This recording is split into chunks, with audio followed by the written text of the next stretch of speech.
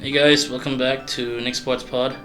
It's been a while, and I think we've been away for months now.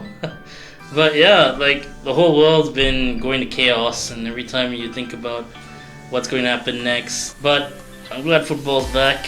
I think we should give a definite shout out to all the frontliners and people who've been putting their lives on, trying to make a bad situation better for everyone, helping people during this busy period as well.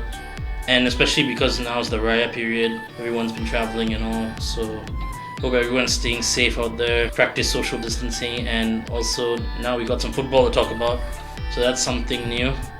Always glad to have that back. So yeah, I'm glad to be back, really thankful, and can't wait to get into all this stuff.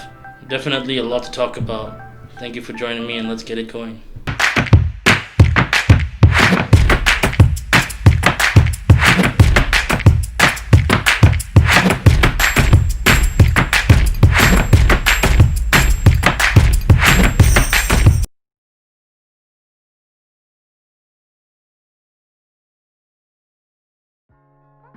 So, yes, we should get on to the first thing today. And recently, a lot of leagues have been shutting down. As usual, my friend does here with me. Hi, hello. Hey. Thanks for having me. Yeah, no How are problem, you? man. I'm okay, bro. Hey, bro, what are you doing with yourself without football? It's very boring. It's boring as hell. Yeah. Yeah. But Like- thank God football started again, lah. So we're gonna be talking about that. No, man, seriously, I've been following the NFL now that football was like on hiatus for a while, but now that it's back, it's good to be back, lah. Yeah. I'd say. We're gonna be talking a lot today. Yeah, a lot of stuff today. Definitely something to talk about with what happened recently. I think a lot of it comes down to where you stand on the paradigm right now, because there's this big debate going on of whether they should just void the season. You know? Yeah, a lot of situation happening right now with all over the leagues in Europe, and especially with the big leagues, the big six leagues, the French league, Italy, England, Spain, and Germany. But right now we're going to be talking about the status of what's happening, and we can discuss from there. Yeah, I think one of the big ones was that the French league stopped. They crowned PSG the champions, and everything was like in place. Whatever happened when it last stopped.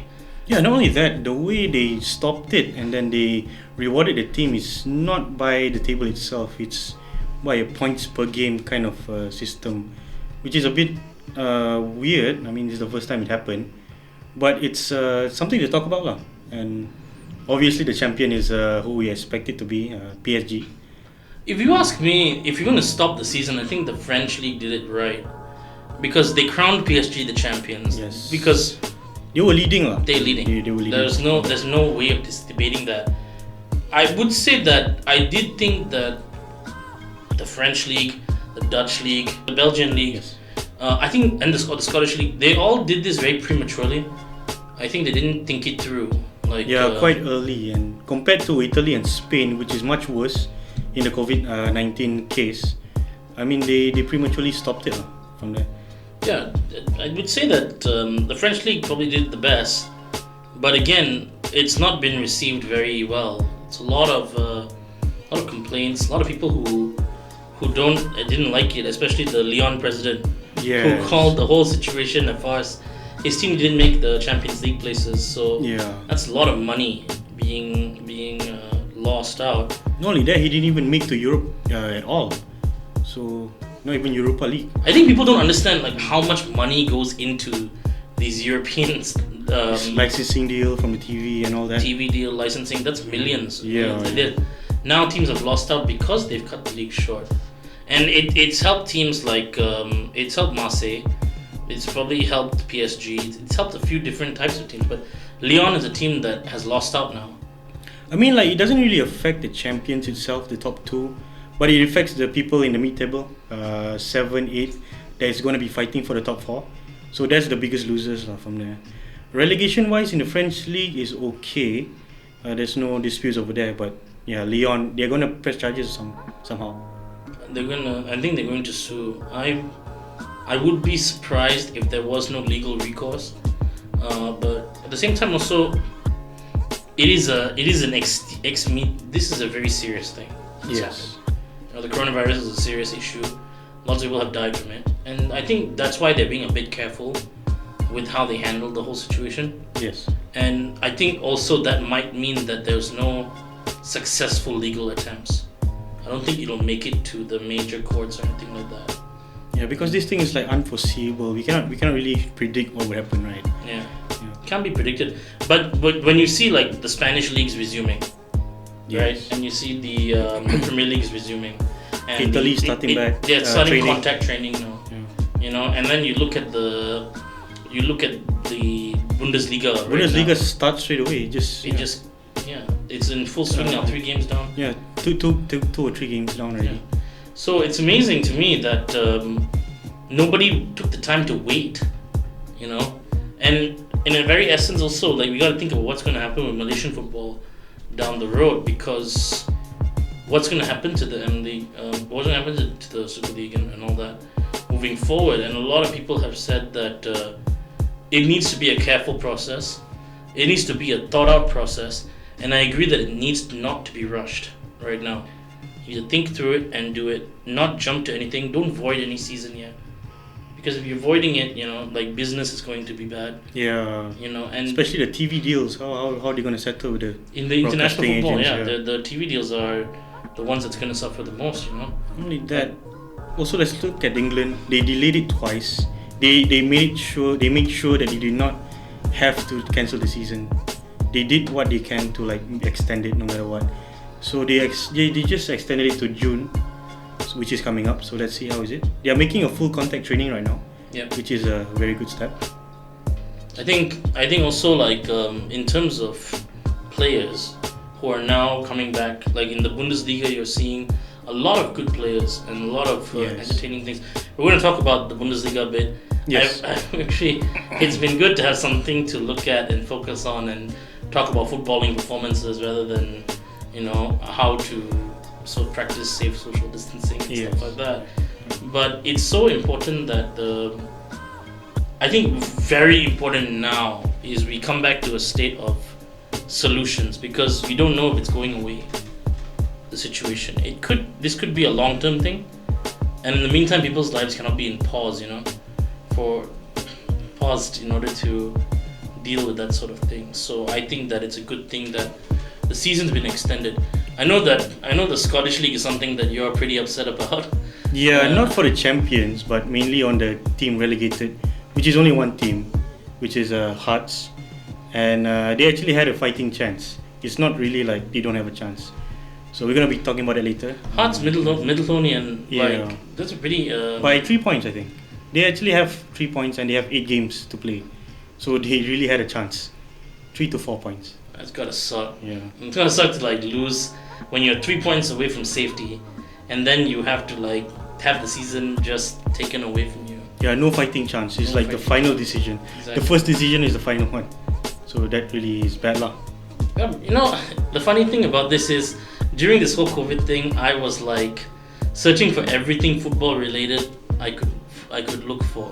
Yeah, the only league that played, I think, is the Bosnian League. I took a look there for a while. No, not active Belarus, leagues. yeah. Belarus had a league, but like,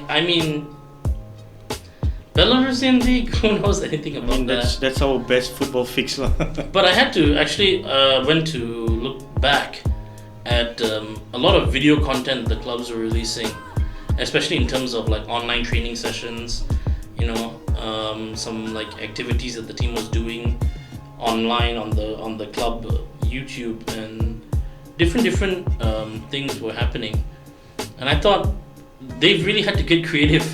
They were having FIFA tournaments between players.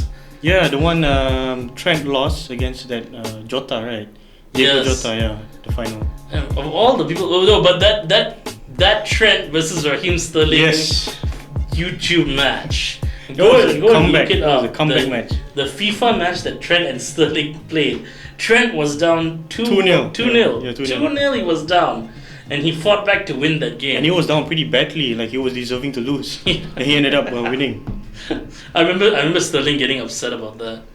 Yeah. Serves him right. I mean, Sterling is the same. Serves him right. That's what you get, Sterling. The Trent the boy though. Not only that, the hype, because like Sterling was an ex-academy player for Liverpool and Trent is a current graduate. I think that was probably one of the most viewed matches. Yeah, it is. I remember I watched that match. It was overhyped. Yeah, that was something.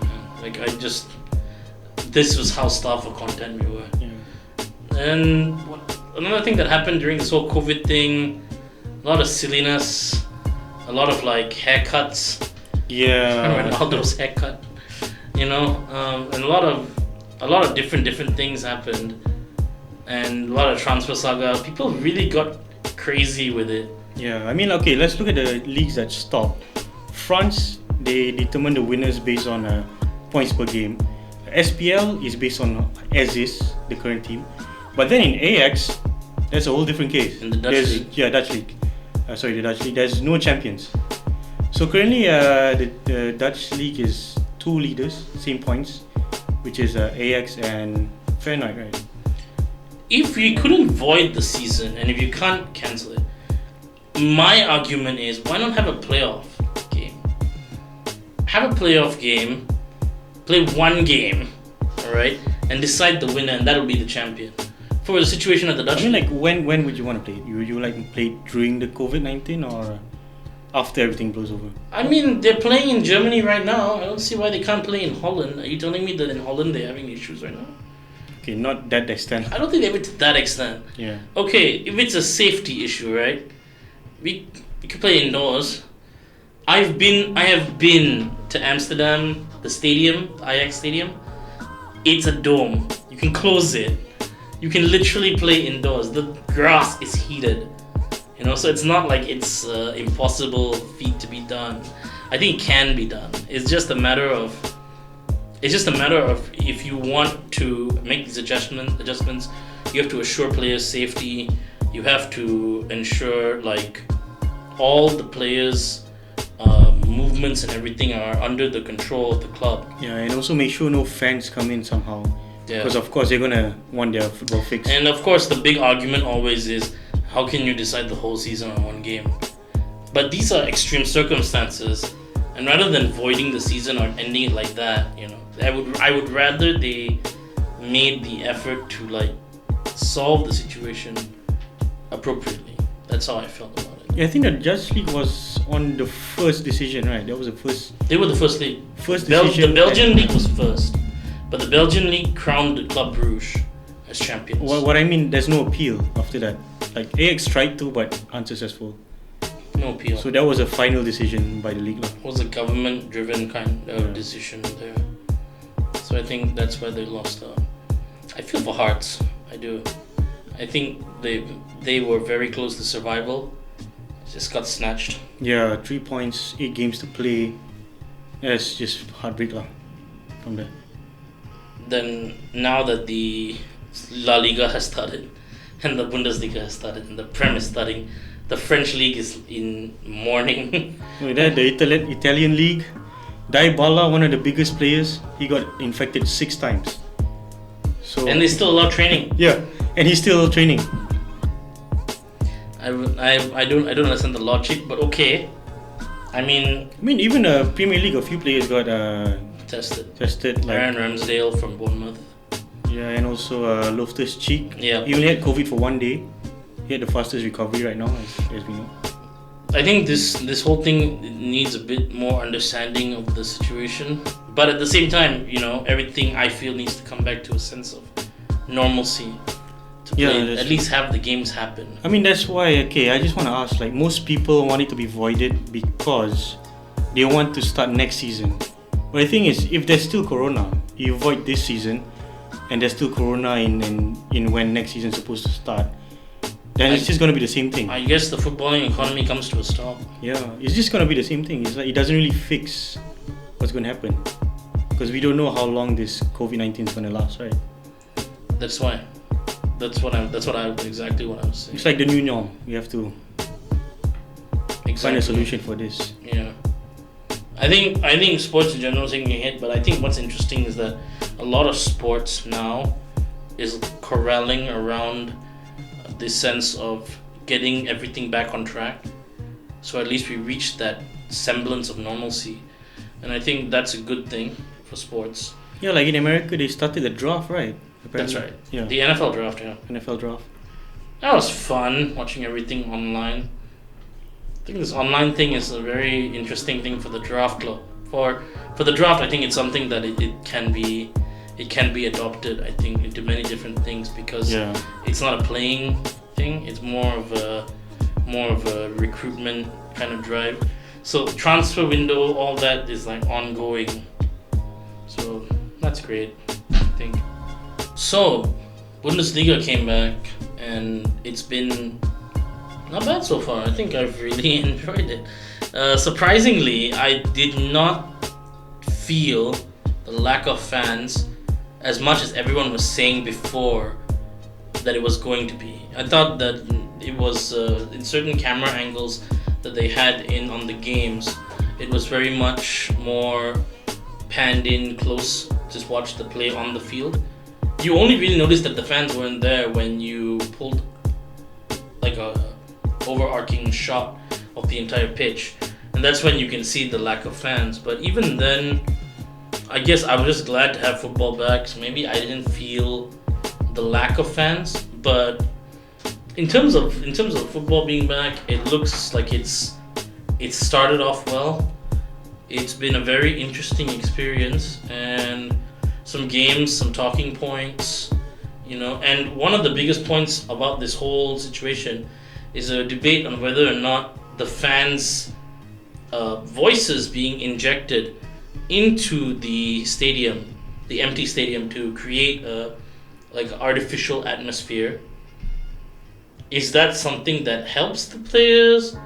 Is it something that hinders the players? Because what's been noticeable in the third game is that home teams don't really have that advantage of the crowd anymore. So that was an interesting thing. Does you think that it affects the results?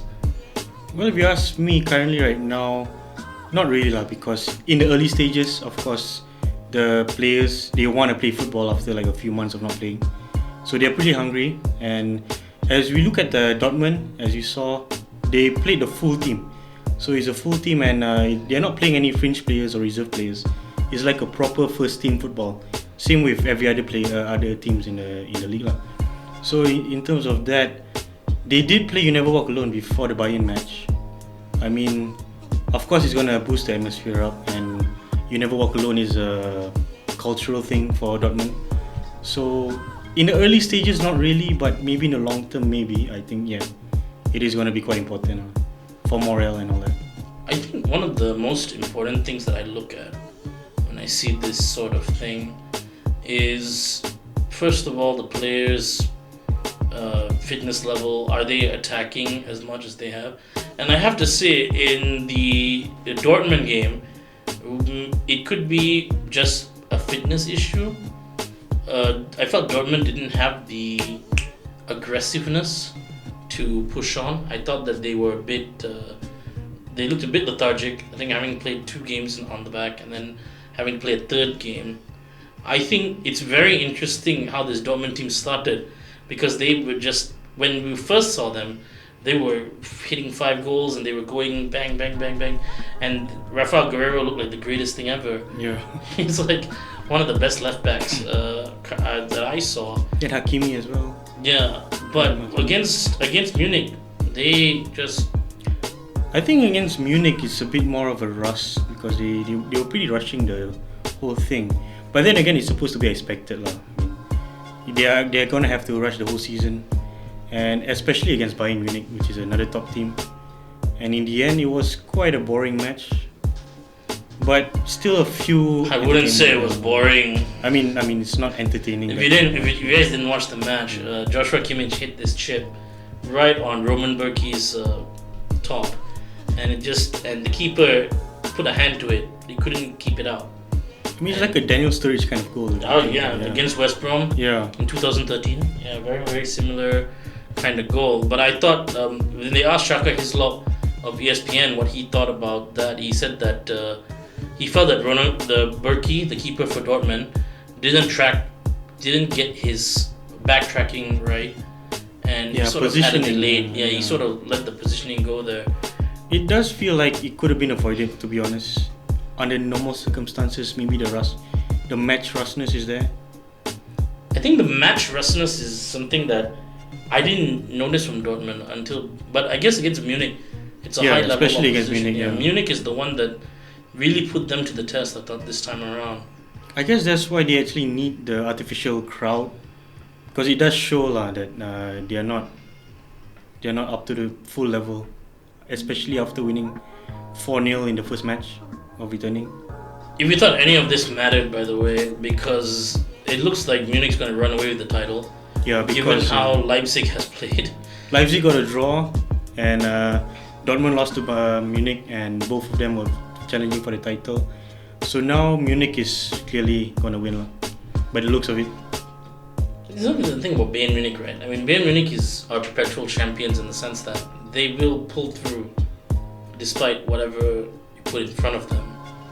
Like, they've had a very topsy-turvy season, and this season they've pushed, and even though I would argue that this is one of the best Dortmund teams we've seen, and probably the best team Leipzig is going to field, both teams have been really good. Munich have just been able to grind out victories. Yeah, that's true, and also these both teams are at risk of losing their players at the end of the season, so they really have to have results right now. Now is the best time for them to actually win something. Especially Hakimi. Hakimi is on loan from Real Madrid. He's going to be going next season. Well, Hakimi got destroyed. Yeah, he didn't have a good game at all, which is shocking because he was so good before this break. He was so good in the first match of returning. I think he scored. Yeah. No, well, it was Guerrero who scored. I think second match was. Second match he scored. Yeah. He was good before the suspension of the league, and I just think that maybe he's struggled with coming back now. Is just like getting the match rhythm back. Yeah. But then when you're facing a guy like Joshua Kimmich, it's really challenging. I think he had a tough time. That and Jadon Sancho didn't start until like the 46th minute or something. Yeah, I think it was a fatigue issue or something. For all the hype Jadon Sancho gets, I gotta say, against Bayern Munich this time around, maybe the injury issue, maybe it's a fitness thing, not very. I didn't see the hype this time. No, I think it's a match rush for him. I think so? Yeah, because he during the Corona break he was kind of enjoying himself. I mean, social media wise. Social media wise. So yeah. Nah, they're all enjoying themselves social media wise. Pretty flamboyant. It's like, what is like they live in some really big houses, and like not to mention who they're like, what, the supermodel wives and yeah. all that stuff. But I guess either way, when you're in the middle of the season and then you're hitting the rhythm and you're playing games again after one after another, and then now you're hitting that point where you already don't have match fitness, and then you have to come back and play like 3 games in a row. Maybe the focus is a bit questioning, and then you don't have to. This is where I would say maybe the yellow wall isn't there to push him on, and that's why maybe he has struggled. But I think otherwise, I just think this is just Dortmund in general. They always have this problem against Munich. Some games they have played Bayern Munich off the park. Some games they've just disappeared. Yeah. Like they've not been able not consistent, to perform. Pretty complacent. I mean, they've always had that problem like last season and all that. I mean, like you said, you told me before, they have a big game issue, right? Yeah. They don't meet the high games. They don't meet the big games because that's always been like I think a problem for them. They've always had this. They've always been able to blow away small game opposition, and it's down to their coaching. By the way, if you have the opportunity on Amazon, there's this documentary about Borussia Dortmund. You go and you sit and you listen to the manager, the Dortmund's current manager. You listen to him speak. The guy's like a football savant kind of guy.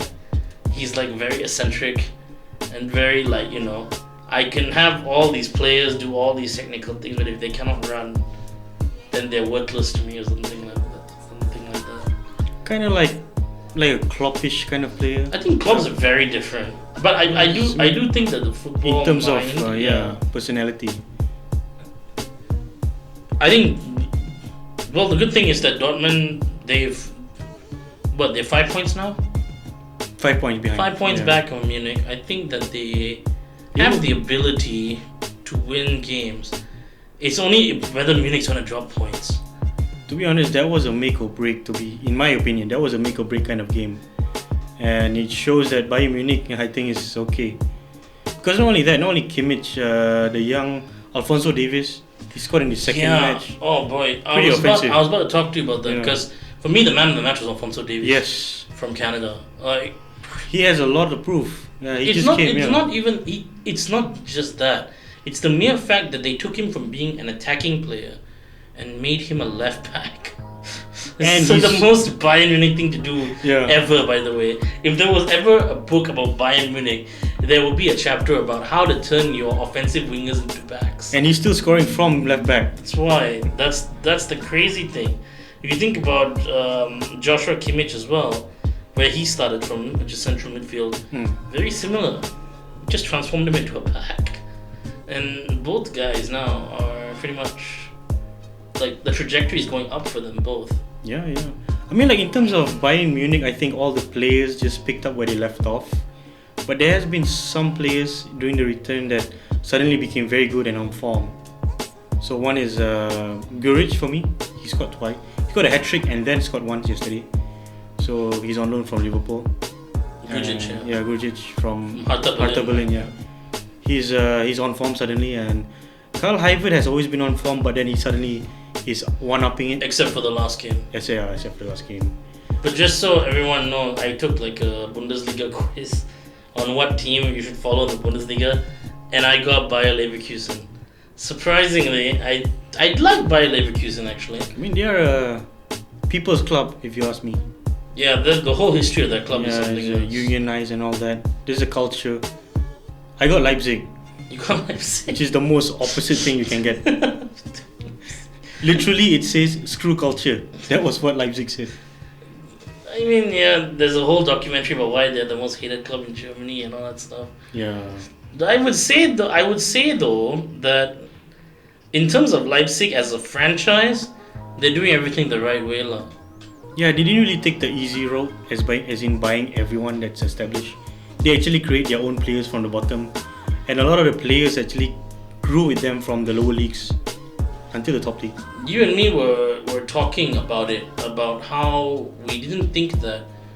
I think we were talking about how we felt that Leipzig are, in the very sense of the word, not acting as a traditional club. They're very open. Like, they're open to how they operate. They're open about transfers. They're open about players which come from their system playing in a different system. That's why, not only that, their sisters team, which is Salzburg, Red Bull Salzburg, they sold their best players to Leipzig's direct rival in Dortmund. I was pretty shocked for that. How about you? I was really shocked. I'm not that shocked because I think, honestly speaking, they need to build a profile for themselves. So they need their best players, like especially Red Bull Salzburg. They need their best players to be playing in the best clubs. You have Haaland in Dortmund, and you have Takumi Minamino in Liverpool. Then you've got another. If you're gonna sell your future players to different clubs, let's say Manchester United buys a player from Salzburg. Let's say Chelsea starts buying a player from there. Then City, then Tottenham, Madrid start buying players from there. Once they have the Madrid connect, it's like money, you know.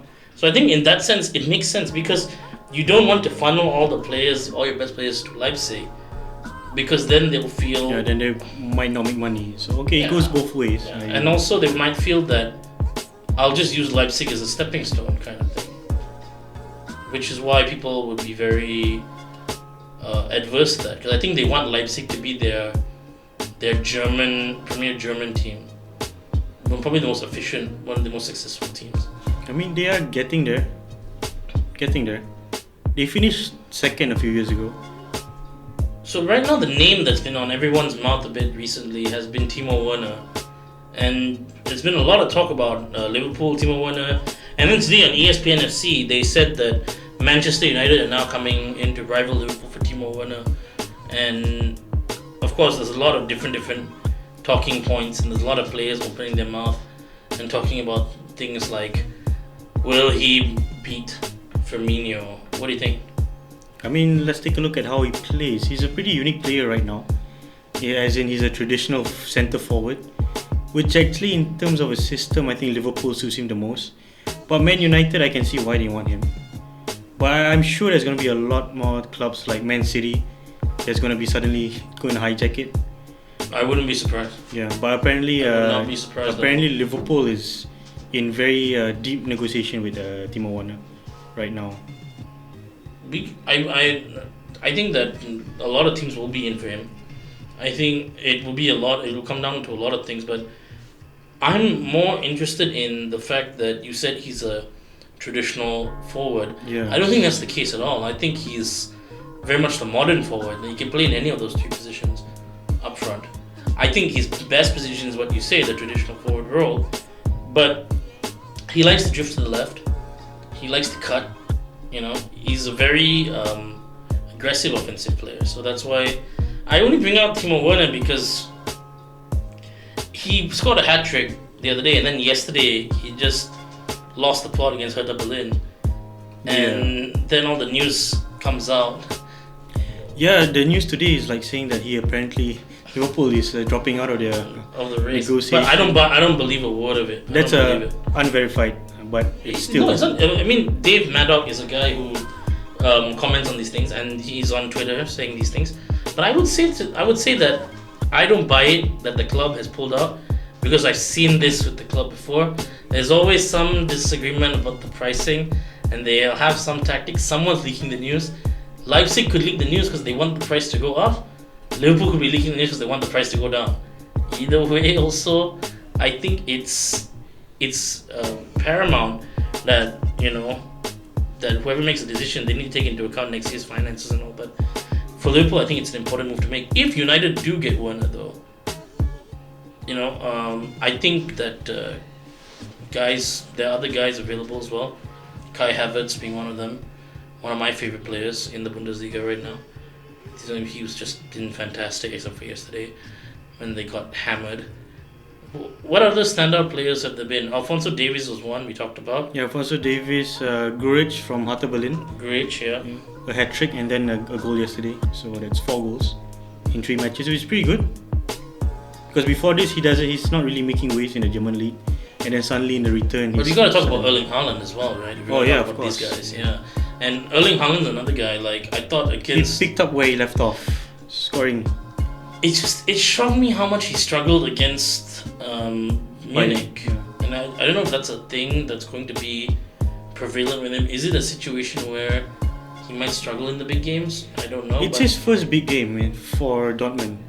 Is it his first? Yeah, I think so. It's his first. I'm pretty sure he played Mönchengladbach or something, right? I mean, compared that against Munich. So I think there's a... What are you trying to say, Dazna? What are you trying to say, man? There's a proper... You trying to say Mönchengladbach ain't shit? Are you trying to say that? Not top 2 lah. Not top 2, is it? Gosh. Yeah, I think another guy who's been talked about a lot is Milo Rashica. But he's not being talked about his performance, it's just that he might be moving. I mean, he's pretty good, but then I think it's because Werder Bremen are in the relegation zone. Why does he have all the markings of a Newcastle player? It looks like that. It looks like it's either going to be Newcastle, it could be Sevilla, but then he's always linked to all the big clubs, but I 100% guarantee you he's probably going to go to some team like that. Honestly, for me, I think Leicester is going to get him. You think Leicester's going to get him? I think he's going to get Leicester. He's going to go to Leicester. Because he can play... Dazdan is wrong, no? Can we have a punishment game or something? Maybe look at it. He's going to be cheap because he might be going... You think he's going to be cheap? Werder Bremen is going to get relegated. Yeah, but they need money. I'm sure they're going to sell him for something. I mean, we thought about that Shaqiri. He went at very cheap when he went to Liverpool. So it might be that situation. But then he is a Premier League. We're going to hold us under this, right? Yeah. If he's wrong and he goes for more than 15 million, I'm going to call him out right here. And he's going to do something, okay? Rashica is one of those guys. He's an interesting player. I don't think the general public knows about him so much. So that's like a thing that we need to, maybe look at him a bit more. But I feel that whenever I've watched him, because I've watched a few games, just like 2 or 3 games, he's got that hallmark of a guy who can be polished further offensively. Yeah, he's definitely a top 10 kind of player, right? I mean, like, let's put it this way: Tier 1 is Timo Werner and Kai Havertz. Tier 2 is probably Marcus Thuram and all these guys. And at the bottom of Tier 2 is like Milo Rosiska for me. Then, so I think... Yeah, also Marcus Thuram, since you mentioned it, he's pretty good. The son of Lilian Thuram. I think, he's got a few goals. He's in the second tier, yeah. And he's still very Whether young. or not he's going to be a world beater or anything like that, I don't know. But I think he's definitely a serviceable player. But going to Germany is the right move for him. So what's been your favorite match so far of the Bundesliga? It's going to have to be Dortmund, the first match where they won. And Haaland scored the first 2 goals. Yeah. And then they did a celebration. Social distancing. Yeah, the social distancing celebration. Yeah. So, for me, I think my favorite match was the Werder Bremen match. The one that they won 4-1. They absolutely slaughtered their opponent. Yeah. So, and Kai Havertz with those 2 headed goals, I thought it was a huge thing, and I thought that I like Leverkusen. I like them so much. I don't understand why is it that they cannot make that jump into the top 3. Like, they were there. Like, they were easily going to overtake Leipzig, but it didn't happen. Otherwise, what's your general opinion about the Bundesliga right now? Currently, right now, if you ask me, it's going to be Dortmund and Munich only. RB Leipzig is going to take a long time, but maybe 1 or 2 years maximum. But right now, it's going to be Munich versus Dortmund. Do you think that this kind of style that they're running the Bundesliga right now, they can run for the Premier League or the other leagues? Do you think it's an example for them on how to run it? Yeah, most definitely. Yeah. Because Germany as a country itself, they did pretty well in the COVID-19. They are a very systematic people, and it applies to anything they do. So. By the way, like, statistics wise and all, like, I know the death toll is pretty high in Germany and all that, but I think what Duz is trying to say is the recovery rate is pretty how they've handled that has been positive. So I think it's good. I think it's an example really of how the other leagues should handle the matches moving forward. I've not heard of any new infections amongst the Bundesliga players. I think the celebrations and all are on point. The play has been, as we expect, not high tempo, but at the same time that may be good. But there's been a lot of like injury problems and stuff. Reina, the American player, got injured.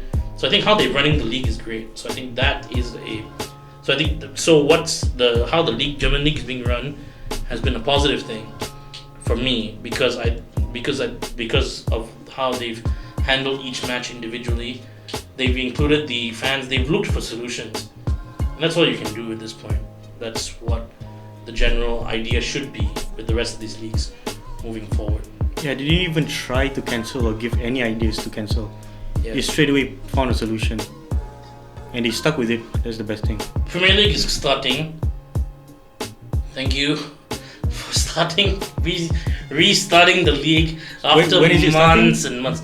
1st of June, right? Supposed to be 1st of June, 1st of but June. It's coming up end of this month. Yeah, I mean, if they're already starting contact training, I assume that the game's not that far away.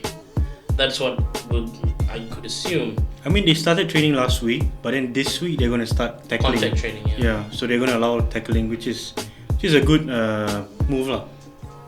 You can't play English football without tackling. Yeah. I feel. It's been a very interesting situation leading up to all this. The big debate: should they void the season? Should they not void the season? We talked about it in a general sense, but when it comes to the Prem, I know I'm a Liverpool fan. I know you're a Liverpool fan. So whenever people are talking about should they void the season, it's obvious that we're going to pick the not voiding the season, right? Because that's the thing. Like what's happening with all the leagues in Europe. Everyone was saying like either way, if we use like France's system of points per game, Liverpool's going to win. If we use as is in the table, Liverpool's going to win. So it goes Liverpool's way, other than voiding, which is what a lot of teams are lobbying for. And Liverpool are leading by 25 points, which is pretty rare in the Premier League. So am I understanding that you are not on Team Void this season? No, I'm not. No. Shock and surprise, does that? That's like the biggest shock I've ever seen in all my life, 25 points. Come on. Honestly, I feel you cannot argue with that. Yeah. You want to argue with that? Anyone who wants to argue that point is more than welcome to argue that point. But the literal only argument I've heard against just finishing the season is Corona is bigger than football.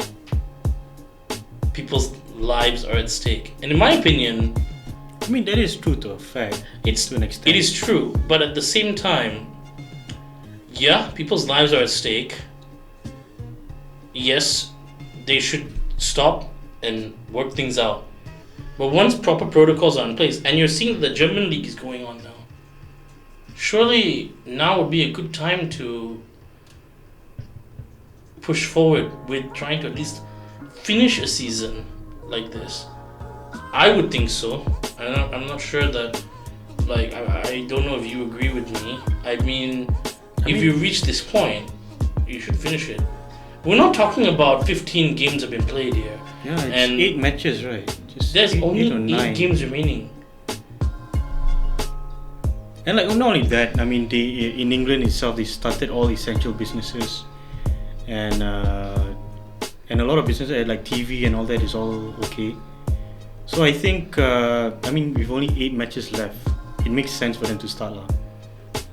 A lot of people are arguing, saying that if you extend this season, then next season is going to be affected. But if you ask me, as I said just now, if Corona still continues, then voiding this season will be for nothing. We have to have a solution for it.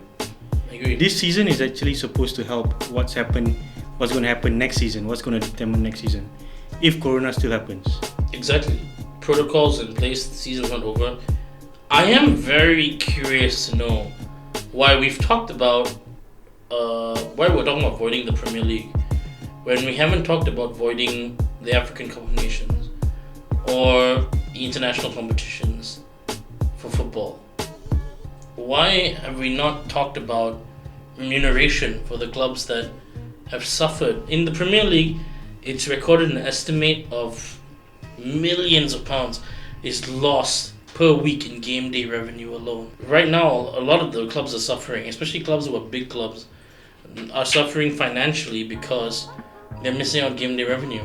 Never mind the other clubs at the bottom of that spectrum who are missing out on TV revenue and other things like that nature. What about the prize money? No one's talked about the Premier League prize money pot. Who does that go to? The season needs to be finished the proper way, I feel. Because if you don't finish it the proper way, what's going to happen is teams are going to miss out. There's no certainty of when football will resume again. And the TV deal that you are violating by not playing the matches will see unrealized loss funding because they won't get the TV money. Yeah, correct. Not only that, that's how I feel, man. Not only that, the relegation and promotion is gonna be a big issue. Like Leeds United are ready to sue the Premier League if they don't get any promotion. Okay, the championship is something different, but let's talk about who actually is against this season continuing. Okay, if you look at it, it's usually the team that's in danger of relegation. So the West Ham owner, that lady, was lobbying for it to be voided, and West Ham are in danger of relegation. Why am I not surprised? And then Watford. Another one, why I'm not surprised. Who else? I think Rio Ferdinand. Rio Ferdinand has some biased views. So. Oh boy. I just look, put aside club loyalty.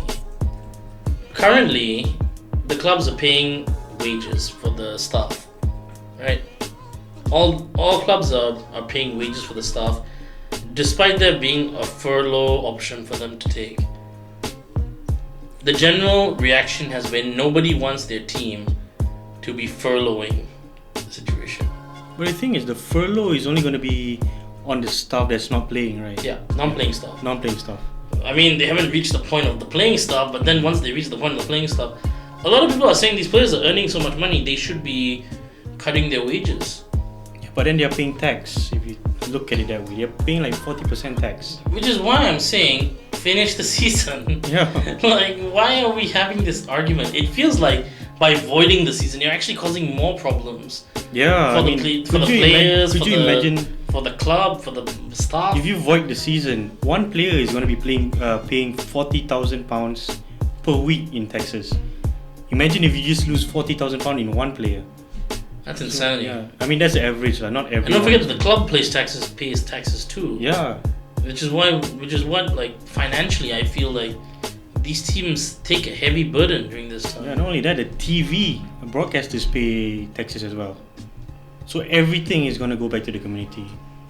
Exactly my point. I feel also that one of the things that we haven't talked about much of, but I feel is a big topic that we should talk about, is how also during this time some players like the Newcastle takeover that's happened with the Salmons. We're going to do a whole session on that on another day, but that's also something that's been happening behind the scenes, and I feel like the group that is coming to take over Newcastle has been hampered by this whole situation. And if they don't have a playing squad, they're allowing guys like Mike Ashley, who's the owner of Newcastle, to basically furlough the staff. So, finish the season. That's what I think about it. Yeah, so what's your solution? Are you going to follow the German style? I think the German style works. I think the Bundesliga has been working. I've not seen anything to say that it cannot work. I think people have been playing football.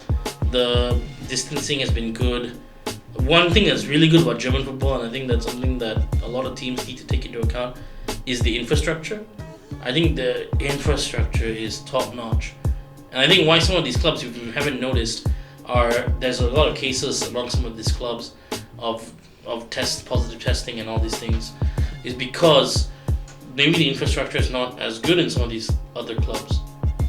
Whereas in Germany, I think across the board, good testing, good facilities, good medical resources in all the Bundesliga clubs. I don't know if you think that's... I mean, Germany, of course, yeah, I agree 100% what you say. Because they love that stuff. Germans love facilities. So let's look at the Premier League. Yeah, let's look at the Premier League's only solution currently right now that's different from other leagues, which is they're going to be playing their matches on neutral grounds. That's the solution they're having right now. So like usually, like let's say Man United versus Liverpool are going to be not playing in one of those stadiums. They're going to be playing right in the middle, like somewhere like maybe Birmingham or Aston Villa Park. So how do you think about that? I mean, it does make sense to an extent. We don't want the players to be traveling far. Well, let's put it this way, okay? And this is a real thing. They blamed a lot of the COVID cases on the Liverpool game at Atletico, which honestly I think should have not happened. That game should have been put on hold. But UEFA didn't put it on hold. Atletico fans came. So I think that's a situation that could have been prevented if steps were taken. And if you're going to tell me that you want to take the Liverpool squad and play them in a neutral venue, that's excellent, I feel, because you get to control the situation. Yeah. And I think that's the best thing you can do, control the situation. I think the thing is, the reason why they do that is because they don't want, like, let's say they play in Anfield, United versus Liverpool. They don't want to risk, like, Liverpool fans coming in somehow. Because, if you play the neutral ground, somewhere we've watched how many Bundesliga games. No fans have come inside the stadium. I think if you tell fans don't come into the stadium, that's their point of view. If you ask me, the point of view, I understand how they feel, but you gotta have faith in people's common sense here. No one's gonna rush into the stadium. As far as the neutral venues thing, I'm agreeing with it because it's a controlled situation. Yeah. You can control the area, the situation. I think it's perfect. My only concern with that is the traveling, because they'll have to go and travel somehow to these locations. Yeah. So you'll need to have complete control of that. Basically, also I wanted to talk to you because I know that some players have been missing training. Yeah, purposely because they don't want to risk it. There's two versions of this I think that we need to look at. There's the N'Golo Kante situation, and then there's the Troy Deeney, Callum Hudson-Odoi, all these guys situation. N'Golo Kante's family has a history of health problems. Yes. He's legitimately afraid because they have a history of health problems. I think that's a legit reason not to come for training. Okay. But if you're not coming to training to make a political statement, I think clubs need to find these guys. Like Troy Deeney. There is a lot of negative stuff that has happened because of this COVID-19 thing. And there's a lot of people who have been sacrificed. Brave medical frontliners, people who have suffered losses personally from all this as well. And there are people who are really eager to get back to work. This is the problem we have with football culture in the sense that the players think they're bigger than the fan base of the club.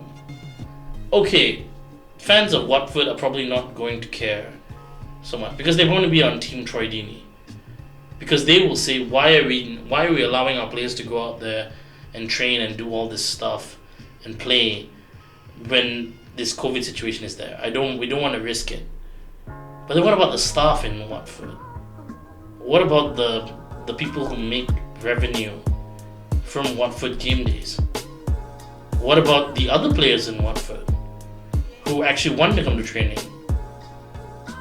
Why is it we need to discard all these feelings because of Troy Deeney? Granted, it's his right not to do things he doesn't want to do. But he can't force other players. But I don't think that this is my point. I don't think that Troy Deeney playing the victim card here is the right word. Yeah. I just feel like this is the two spectrums. I have N'Golo Kante, I justify it. I feel like he has a right because he has legit fears. And you have Troy Deeney, which is like, I can die more from a car accident in Malaysia than him getting COVID. Another spectrum is there are players that got infected, got healed up, and then going to training. Paulo Dybala, right? Yeah, four times. In the Premier League is Odoi. Not Odoi. Loftus-Cheek. Yeah. Callum Hudson-Odoi as well. But he's not turning up to training, right? He has another issue with that. Yeah. Callum Hudson-Odoi has an issue of a criminal nature. Yeah. Which is alleged. Yeah. Not fixed. But I think he's also one of those guys who was like, Danny Rose. Rose. He's pretty political. It's like of all the guys, he's being an influencer. Danny Rose basically went on Twitter and started this whole thing about how life sucks. But I think there's two spectrums. I think if you're an N'Golo Kante spectrum, okay. I think if you're Troy Deeney or Danny Rose, come on now. That's how I feel. Yeah, that's true. So, I think the whole Premier League thing, we can wrap it up pretty much. Who's going to be the champions of the Premier League? Yeah, obviously Liverpool. Okay, alright. Barring an act of God. Yeah. Act of God happened already, actually. Yeah. But yeah, so then the Champions League spots. What do you think about Manchester United's chance of breaking into top 4? No, it's not likely. I think Chelsea is going to get their last 4th Champions League. I don't think so. I think United is going to get 4th. United? Yeah. I think Bruno Fernandes is good enough. I think their front line clicks. If Odion Ighalo is the same Odion Ighalo before... but match rushness aside, maybe. I still think they're hitting their stride. Like before, if you're telling me first half of the season, I would have said no way. If you tell me now, I think they have a better chance. And they're rested. So yeah. And how about, I think that relegation-wise, the bottom 3 now is going to go down. Yeah, the same. I just don't think... As is, there's no chance. Unfortunate, I don't think Brighton's going to be in there. But Brighton's another team that tried to push for the void season thing. And they got 3 players on Corona, right? Newly. Something is going on there, but yeah. I'm looking forward to the Premier League, actually. I can't wait to have it back and just see matches again. Yeah. So that's gonna be good. Should be around 1 week time if it goes to plan. If it goes to plan. Yeah. So I think that's about it. And I think I speak on behalf of me and us here when I say that, God, it's really great to have football back in some form at least. I would say that very much we've enjoyed talking today about a lot of topics in relation to this, and there's a lot of topics coming up further. I also think it's important at this point to reiterate our respect for the frontliners and the people who have been fighting bravely during this COVID-19 period, especially some of the people who have been trying to keep our lives steady and safe during a turbulent time. It's been really important. Yeah, they're sacrificing their time and youth just for us to have a future. Exactly. It's something to be respected. Yeah. And the beautiful thing about now in the era we live in is that we can still enjoy sports from the comfort of our home, even without having to go out and see it. That's why the internet's there, that's why everything is there. So we can still talk about footballing topics, we can still talk about anything really, and you can still listen and watch and see all the content and all the stuff that's going on. So it's so important at this time for us to adhere to the rules of this social distancing, understanding how we can keep everyone safe and do it all in a controlled environment. Because when you have control of the environment that you're in, I think that's the best way to beat this kind of problem. So I'm just grateful I'm here, and I'm grateful that everyone's healthy and safe around me, and everyone's okay. And as long as we keep following the rules and keeping things safe, we can still enjoy everything. We can still enjoy ourselves, we can enjoy sports, and we can still watch things and be happy and take in content. And I think that's the best part about everything. No matter what, we can still find a way to adapt. So that's a good thing. So until next time, see you guys. Alright, bye guys.